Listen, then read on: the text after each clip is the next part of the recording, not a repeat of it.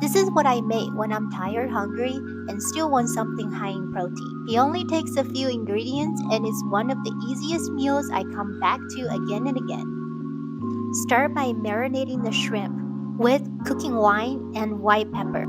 It gets out that fishy taste and give it a cleaner and slightly more fragrant taste. While the shrimps are marinating, crack 3 eggs into a shallow bowl. Then add the shrimp back into the eggs. Drizzle with a little bit of soy sauce.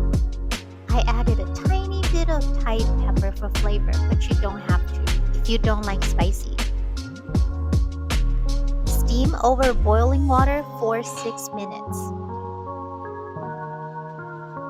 I like to finish it with whatever I have on hand: green onions, sesame seeds, cilantro, sesame oil, and seaweed flakes. And there you have it, 300 calories, 35 grams of protein, ready in 10 minutes. Enjoy!